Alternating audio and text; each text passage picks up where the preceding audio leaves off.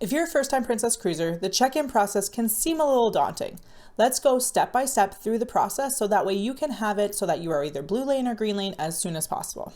Unlike other cruise lines, you can actually start the check-in process once you've done your booking. We have bookings from 2 years from now that we have already completed the check-in process because you can do it all in advance, which is so nice.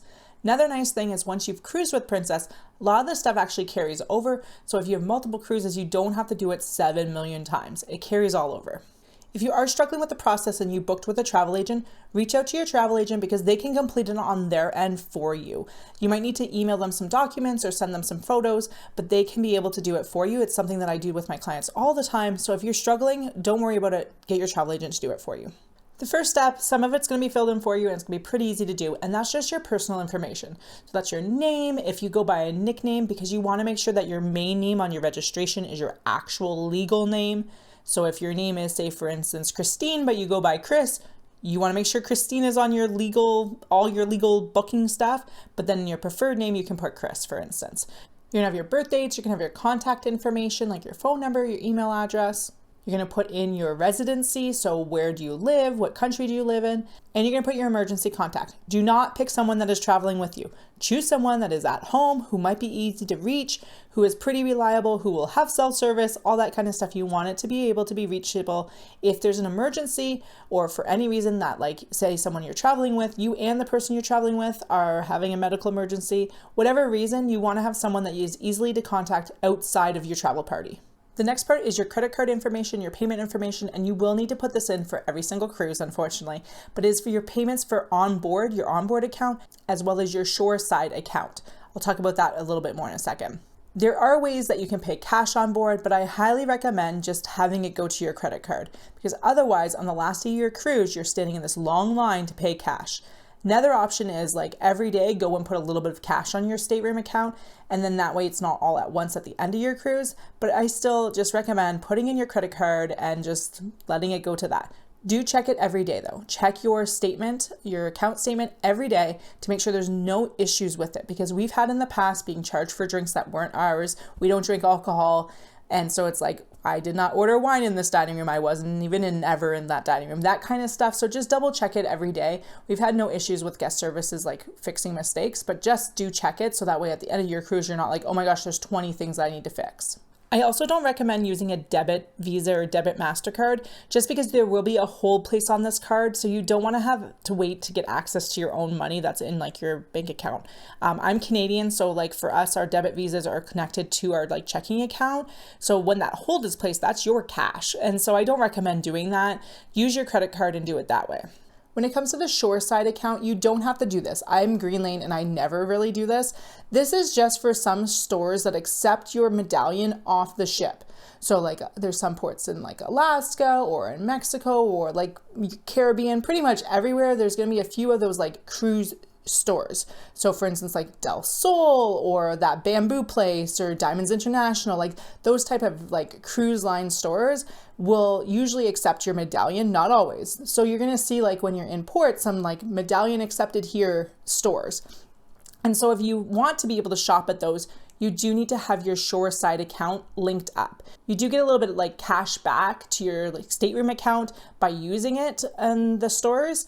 But like, I just don't personally shop enough, but if you shop a lot and you shop at these specific stores, you'll probably want to put on your shoreside account as well. So you are able to use your medallion off in port. The next thing you're going to do is sign your passenger contract. Now read through this because so many people don't, and this is what you're accepting from the cruise line. Most passenger contracts include stuff like they can change the ports without any notice. They don't have to give refunds if you miss a port, stuff like that. And people agree to them, not realizing that they did agree to them. So then when a port is canceled or a port is changed, they're like, oh my gosh, how can the cruise line do this? It's in your passenger contract. So read through it because you are signing a legal document that you're agreeing to it. So make sure you read through it before you hit that sign button. If you're finding this video helpful, be sure to subscribe for more Princess Cruises specific travel tips, tricks, and advice. The next section is your documents, your travel documents. I do not recommend, if you are American doing a closed loop travel so you don't have to technically travel on a passport, I don't recommend ever doing that. I do not know enough about that as a Canadian to be able to recommend just using your birth certificate. Don't recommend that at all. Always travel with your passport. That's all I'm going to say. But make sure that you put in your details, make sure that the citizenship is correct. I haven't seen with Princess having a difference between like country of residency versus country born in. So for instance, my daughter was not born in Canada, but she's a Canadian citizen. Haven't seen that with Princess, but sometimes with other immigration stuff, I have seen that. So just double check that you're putting the right information in the right spots, and then you're good to go. Then you're going to take a security photo. Sometimes they will take this again in the cruise port. Like for instance, my daughter's first Princess cruise, they had to because she's a child and has special needs. So sometimes they will take it again in port, but if you've cruised with them before, it just kind of carries along. So my daughter's Princess cruise photo for her security photo is actually her like Alaska cruise one when she was like tinier. Anyway, maybe on our next cruise they'll update it. Probably not. She hasn't changed that much. Anyway, you want to be able to have that like brightly lit. It's not as strict as passport photos, but you want to make sure that you're not like having any glare or anything like that. Follow the directions. It's quite simple, and get your security photo done. Lastly, you're going to order your medallions. So you're going to order them either to your home, and there is a cost associated to this unless you have the Plus or the Premier package.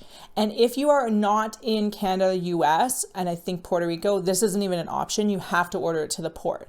So depending on where you live and if you want to pay the cost, you will have it shipped to your home. When you have it shipped to your home, you're then green lane, which makes embarkation a lot smoother. But if you don't want to pay for it, or you're not in a place that you can pay for it, you're going to just order it to the pier. You used to be able to access like a lot of different accessories and stuff like that, and like customization to your medallion. Princess is kind of going away from a lot of this. So depending on when you're watching this video, there might be none or maybe very little customization. But if you want to order some accessories like the medallion wristbands and stuff like that, you can do that here, or you can buy them on board. But this is where you're going to select where you want your medallion to go to, home or pier. And so once you're done that, you're good to go and your process is done. If you want to know more about the actual embarkation process, especially if you're in the US, because it's a little bit different in the other countries since you can't get the medallion shipped to you, but in the US, and we had the same experience in Vancouver, you can go check out this video here, which will explain the actual embarkation boarding process for you.